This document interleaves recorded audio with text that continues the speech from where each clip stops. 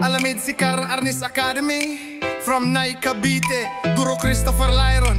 Sinilang sa barangay, mainit tayo bas Quezon. Nagsikaran sa murang edad, kaya dugong sikaran. Pilipino ang lahi, mga batang naig, batang Batangas, batang Baco or batang Cavite, batang Rizal, mga batang Calabarzon, mga batang mandirigma ng sikarang. Filipino ako, kaya sikaran ng galaw, sipang biyakid pag tumama ang lakas ng paa, parang kidlat at tornado. Sa bawat sipakot galaw, galing sa bayan ng Baras, Rizal. Dito nagsimula ang sikaran ng tatak, di basta-basta magigiba ang disiplina. Arnis sa kamay, pagpalo lakas ay sabay. Kilos ay kontrolado, di lang basta suntok o sablay. May puso, respeto, asal man dirigma. Sa bawat sikaran dala ang dangal ng bansa.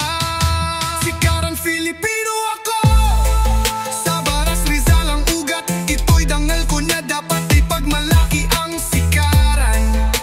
Sikaran Filipino ako,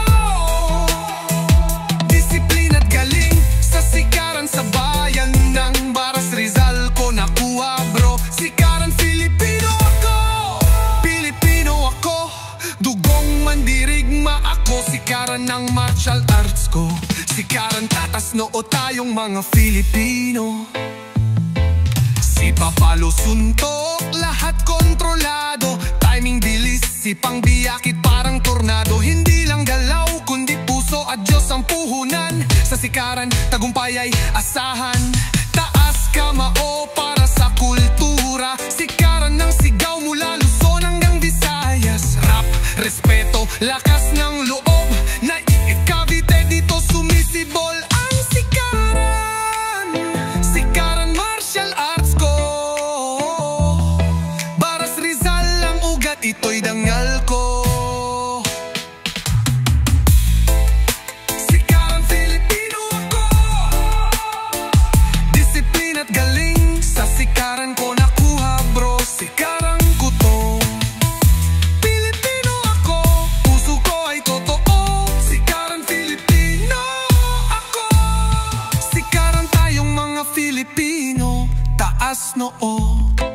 Alamid sikaran Arnis Academy na tumutubo sa bayan ng Nay Cavite. Pilipino ako, kaya sikaran ng martial arts ko. From Baras Rizal, sikaran ating ipagmalaki at saludo sa ating lahi.